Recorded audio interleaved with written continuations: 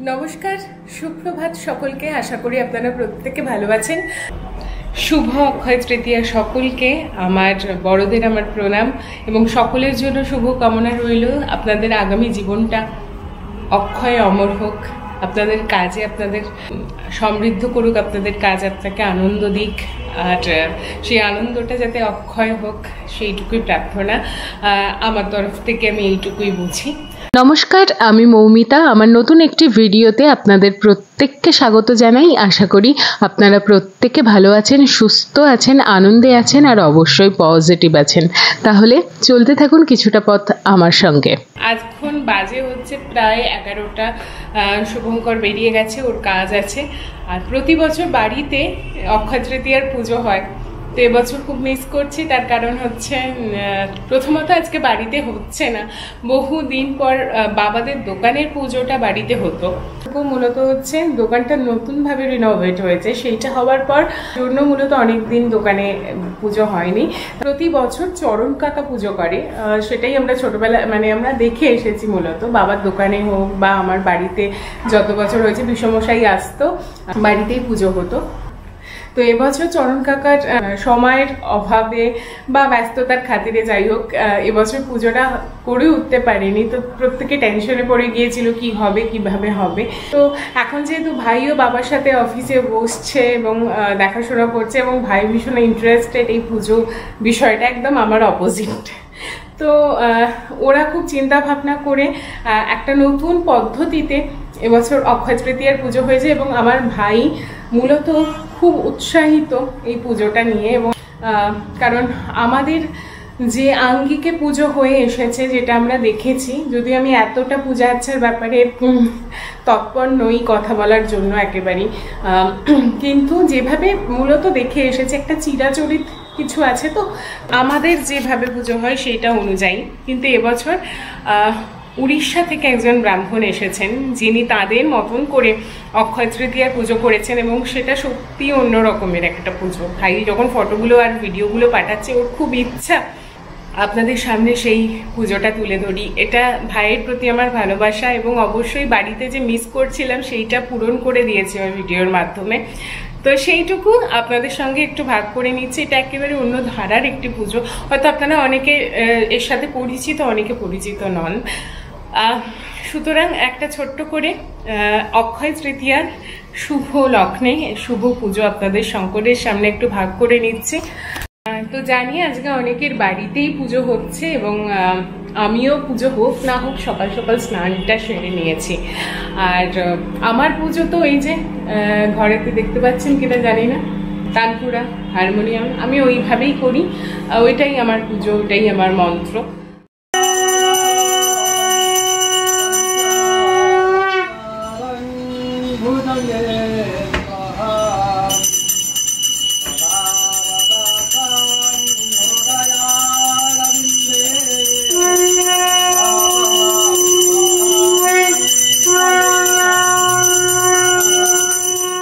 দেখুন, আমি অত শত বুঝি না, তবে এইটুকু বুঝি যে দিনের শেষে পুজো যে আঙ্গিকেই হোক না কেন, যেভাবেই পালন করা হোক না কেন, সেটা যদি মন থেকে হয়, নিষ্ঠা ভরে হয় এবং আমরা যেটা চাইছি সেই উদ্দেশ্যটা সঠিক হয়, তাহলে আমার মনে হয় যে কোনো কিছুই ভগবানের কাছ পর্যন্ত গিয়ে পৌঁছয়। তো অক্ষয় তৃতীয়ার এই তিথিটা সকলের সাথে ভাগ করে নিতে পেরে আমার খুব ভালো লাগছে। অবশ্যই ভালো থাকবেন সবাই, চলতে থাকুন কিছুটা পথ আমার সঙ্গে।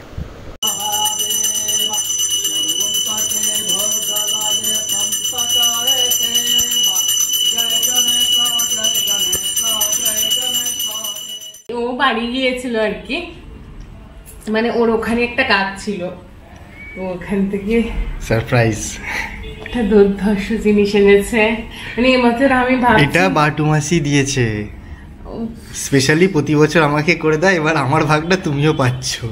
আমাকে করে দিয়েছে বলে তুমি খাবে না? না না, সেটা বলছি না, প্রতি বছর আমাকে করে দেয়, একদম প্রতি বছর ছোটবেলা থেকে আমার জ্ঞান হতে দেখছি। আমাদের করে দিয়েছে, এটা আমাদের দিয়েছে। হ্যাঁ, সবসময় তোমাকে করে দিয়েছে। না, আমাকে করে দিয়েছে না, আমাকে ভালোবাসছে না, আমি সেটা বলছি না। আমি বলতে চাইছি যে এটা প্রতি বছর আমাকে করে দেয়, এবছর তো আমাকে না, এবার আমাদের করে দিয়েছে। থ্যাংক ইউ বাটু মাসি। গিয়ে আবার যাচ্ছি তোমার বাড়িতে, যাই হোক। তো আমার গুড়ের আচার খেতে ভালোই লাগে, চিনিরও ভালো লাগে, বাট আমার আচার খেতেই খুব ভালো লাগে। আমি এটাই দেখাচ্ছি, কালকে অনুষ্ঠান, আজকে এখনো প্র্যাকটিস চলছে। নট অনলি প্র্যাকটিস, তোলা চলছে, তোলা। 11:30 এইটার পরিস্থিতি চারপাশে। আমরা কি রেডি কালকের জন্য? এই জোশটাই চাই, বাকিটা দেখে নেবো আমরা। এই হচ্ছে আজকে আমাদের সকাল সকাল ব্রেকফাস্ট। মানে ব্যাপারটা হচ্ছে দিদি আজকে আসবে না আর কি, মানে এই বেলাটা আসবে না। তো আমি ভাবলাম ঠিক আছে চলো, অনেকদিন ধোসা খাওয়া হয়নি, একটু ধোসা খাই। গুড মর্নিং সকলকে। আমি দুটো জিনিস হচ্ছে, একটা হচ্ছে নিচে দিয়ে ভারী কিছু যাচ্ছে, ওপর দিয়ে প্লেন যাচ্ছে, মাঝখানে আমি বলছি নিচে বেস চলছে আর ওপর দিয়ে মিউজিক চলছে, দুর্দান্ত একটা কম্বিনেশন। যাই হোক, এই ডিসেম্বর হ্যাঁ ব্যাস এই আপাতত আমরা টিফিন করে নিই। ওখানে বোধহয় রিহার্সাল হবে কি হবে আমি জানি না, ফাইনাল একটা তো রিহার্সাল কালকে তো হলো না কিছু, তো সেটা করতেই নিচে যাব। এই হচ্ছে আমাদের বর্তমান পরিস্থিতি। এখন বাজে 1টা, এখন সবাই বাইরে হচ্ছে রোদ, হচ্ছে স্টেজ, এখনো কিছুই হয়নি, কিছুই হবে না, ফাইনাল রিহার্সাল স্টেজে কি হবে। রিহার্সাল থেকে তো ব্যাক করলাম, করার পর যেটা হয়েছে সেটা হচ্ছে দিদি আজকে আসেনি অ্যাজ ইউজুয়াল, মাঝে মাঝে। তো আমি ভাবলাম এখন প্রায় 2টো বাজতে যায়, ও আমার জন্য বেচারা তরমুজ কেটে রেখে গিয়েছিল। তো আমি ভাবলাম কি করব, তো গোবিন্দভোগ চাল, একটু মুগের ডাল মানে মসুর ডাল, জানি না কম্বিনেশনটা কি হবে, তার সাথে সবজিগুলো ছিল, তো সেটা দিয়ে একটু খিচুড়ি করবো। এটার জল গরম হচ্ছে, তো একটু খিচুড়ি করে নিচ্ছি। খিচুড়ি মানে ওই আর কি, মানে একটা কিছু হবে করে সেটাই আজকে খেয়ে নেব। এটা হচ্ছে কালকে পুজো হয়েছিল বাড়িতে, বাবা একটু উল্টো দিকে, এটা হচ্ছে তার প্রসাদ। এই এসেছে আবার সেই সাদা পরিহিত, আমার বাড়িতে প্রথমবার এসেছে, দিদি আসেনি। আমরা তো যা হোক খাচ্ছি, রাত্রিরে মোটামুটি একটা ম্যারিনেশন করে রেখে দিয়েছি, কিছু না হোক ঝোল ভাটি চাই। আরে তখনও জানতাম না যে দিদি এরম ভাবে ঝোল হবে, সবই মায়া। এদিকে এই ছেলেটাও খেটে খেটে মরছে। গরম গরম চা এসে গেছে, আশা নেই চা করেছে, এই হচ্ছে কন্ডিশনাল চা। জয়দীপদাকে আমি চুল ফুলের মালা আনতে বলেছিলাম, ব্যাপারটা হচ্ছে একখানা মালা ঠিক কি এনে আমাকে বলছে এনে জুঁই ফুলের মালা। আমি এই এত চুলের মধ্যে কি করে একখানা জুঁই ফুল দেবো? অনেক চুল গো তোমার, দুজনেই তো মালা দিয়ে থাকতে হবে, তাই জন্য জয়দীপদা বলেছে আমাকে চা খাওয়াবো। চা ভালো হলে জুঁই ফুলের মালা, চা খাওয়ালে না, চা ভালো হলে কন্ডিশনের পর কন্ডিশন। কন্ডিশন একটাই হয় গো, ভদ্রলোকের একটাই কন্ডিশন। বিস্কুট দিয়ে 4-5টা বাক্স দিয়ে দিয়েছি, 4-5টা বিস্কুট। হ্যাঁ কি গো? না না, পাস করে দেবো। এনে দেবো তাহলে? হ্যাঁ, 4টে এনে দেবো। কটা? 4টে। 4টে? শেষ, ফুলের দোকান বন্ধ, ফুলের দোকান বন্ধ। আমি চুলেতে কি করে দেবো? ফুলের দোকান বন্ধ। আমাকে একটা আলাদা পার্ট দিয়েছে, কথা বলতে পারি না, মানে অন্তত মাইক্রোফোন নিয়ে সেজে গুজে দাঁড়াতে হবে। একটা দিয়ে দৌড়াবে এটা, আর একটা চা খাওয়ার জন্য আরেকটা দিয়ে। মালার দাম as per I know 150 টাকা। কত? 40 টাকা। 40 টাকা এনে দে, 10টা দেবো, 10টা দেবো। একটা কাজ কর না, 40 টাকা দিয়ে আমি 10টা দিয়ে দেবো তো। যা। আমি সেদিনকে 10টা মালা নিয়ে গেছি, 200 টাকা দাম নিয়েছে, তাহলে কত টাকা করে পিস হতে পারে? তোমার প্রশ্নটা, তুই যে মালাগুলো এনেছিস ওই মালা জয়দীপদা আনেনি। একদমই তাই। একটু ভালো করে দেখ, আমি একই মালা। ওটা 50 টাকা তো? কোনটা? ওই যে যেটা এনেছো এটা কত? খুব জোর আরেকটা এনে দেবো। কটা লাগবে মাথার মধ্যে? আর একটা শুভঙ্করটা স্পন্সর করে দেবে। 70 টাকা। বাংলা নাকি? 70 টাকা মানে? তোর কি এখনো শেষ হয়নি? আরে বাবা, নিজে করছি, বুঝতে পারছিস না, এসব রিয়ালি কেউ নেই যে পোক্ত হাতে বলবে হাত দিতে হবে না কনফিডেন্টলি। তো আমি যতক্ষণ নিজে কনফিডেন্ট পাচ্ছি ততক্ষণ আমি একটার পর একটা বুঝতেই থাকছি। এটা সেই বিয়ের দিনে সকালের শাড়িটা, কারোর মনে আছে কিনা আমি জানি না, বাট ভীষণ ভীষণ প্রিয় একটা শাড়ি। খুব একটা পোক্ত মেকআপ আর্টিস্ট আমি নই, তাই জানি না কালো টালো লাগছে কিনা, বাট তবু সেজে নিয়েছি। এইটুকু জানি আগের বার বিয়ে বাড়িতে সাজার সময় বলেছিলেন যে ফোনেতে ব্যাপারটা মেকআপ হয়ে যাবে, আর এখন তো স্টেজে আলো থাকবেই, তো সেটা মেকআপ হয়ে যাবে। তো আর এই হারটা না আমার পরবো আমার মাথাতেই ছিল না, আমি যখন ড্রয়ারটা টানলাম তখন প্রথম চোখে এইটাই পড়লো। তো আমার মনে হলো এটার সাথে কম্বিনেশনটা ভীষণ ভালো ফুলবে। তো আমার তো খুব ভালো লাগছে সেজে, এবং প্রথমবার রেসিডেন্সিতে প্রোগ্রাম করবো, এটা ভেবে খুব আনন্দ হচ্ছে। নতুন জায়গা, নতুন মানুষ আমাকে যে অ্যাকসেপ্ট করেছেন এভাবে, এটাই আমার কাছে ভীষণ বড় একটা প্রাপ্তি এবং একটা খুব গুরুত্বপূর্ণ কাজ। এটা নয় যে গান বা এগুলো তো আমার গ্রুপের মধ্যেই থাকে, সঞ্চালনার দায়িত্ব, এবং তার জন্য আমার কনফিডেন্স বাড়ানোর জন্য এই যে নিয়ে চলে এসেছি। সেও সেজে উঠেছে, বলেছিলাম লাল পরতে, কিন্তু এমনই একটা কম্বিনেশন পরেছি যেটা আমার সাথে অনেকটা যায় আর কি এরকম। তো দেখি, ফিঙ্গার ক্রস। এদিকে তো যোগাযোগটি প্রায় শুরু হয়ে গেছে, কিন্তু তার সাথে বিদ্যুৎও চমকাচ্ছে।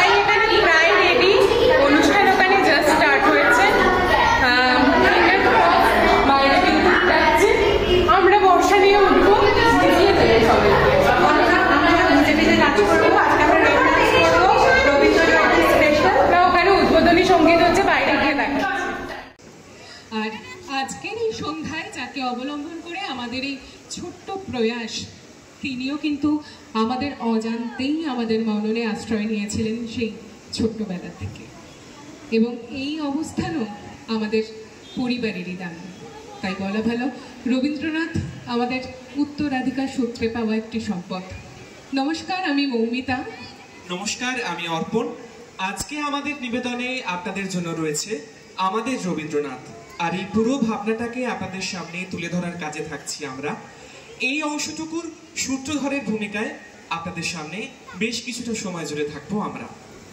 আসলে রবীন্দ্রনাথ ঠিক কি এবং কি কি ভাবে আমাদের মননে আছেন, তার কথা বলতে গেলে বোধহয় এই পুরো রাতটা চলে যাবে।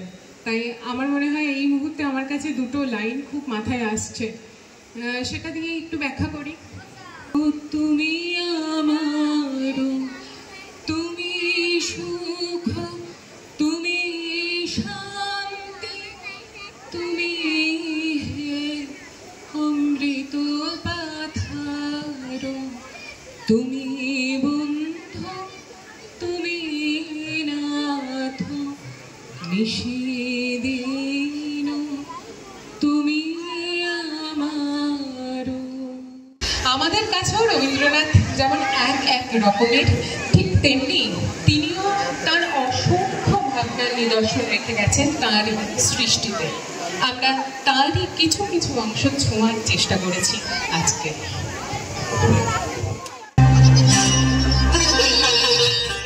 হৃদয় দিয়ে হৃদয় অনুভব, ভাবুন তো, একটা মানুষ যিনি তার হৃদয় দিয়ে কোটি কোটি মানুষের হৃদয়কে অনুভব করেছেন। শুধু তাই নয়, হৃদয়ের সূক্ষ্ম থেকে সূক্ষ্মতর ভাবকে নিজের কলমে ফুটিয়ে তুলেছেন আমাদের সামনে। প্রেম পর্যায়ের গানগুলো ভালো করে দেখলে বোঝা যাবে, অর্থাৎ কথাগুলো ঠিক আনন্দেরও নয় আবার বিরহেরও নয়।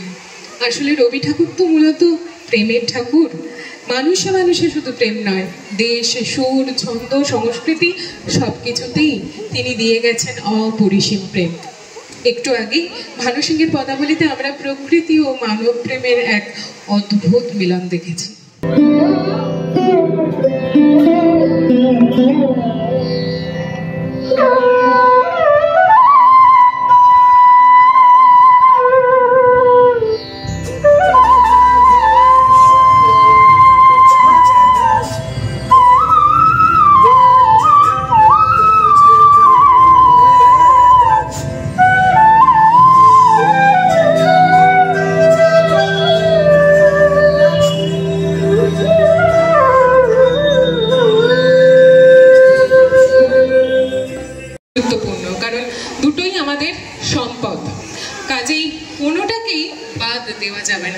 কিন্তু যদি দুটো মেলাতে চাই তাহলে মহাভারতের যে চালচিত্র বা প্রেক্ষাপট সেটা একটা সভ্যতার রূপরেখা এঁকে দেয়, আর রবীন্দ্রনাথ হচ্ছেন সেই সভ্যতাকে নিয়ে গিয়ে চলা যায় কিভাবে তার পথপ্রদর্শক। বাহ, সুন্দর ব্যাখ্যা। আসলে রবি ঠাকুরকে দেখার দৃষ্টিকোণ তো সকলের সমান নয়। রবীন্দ্রনাথ তো কোনো স্কুল পাঠ্যের অঙ্ক নন যে সকলের খাতায় একই উত্তর আসবে। যেখানে তিনি মানুষকে তার দুর্বলতা জয় করার কথা বলেছেন ভয় শূন্য উচ্চ শিরে। লড়াই মানেই আনন্দ, অনেকে মিলে এগিয়ে যাওয়ার আনন্দ। সংগ্রাম পথে শুরুর দিকে আসবে ব্যর্থতা।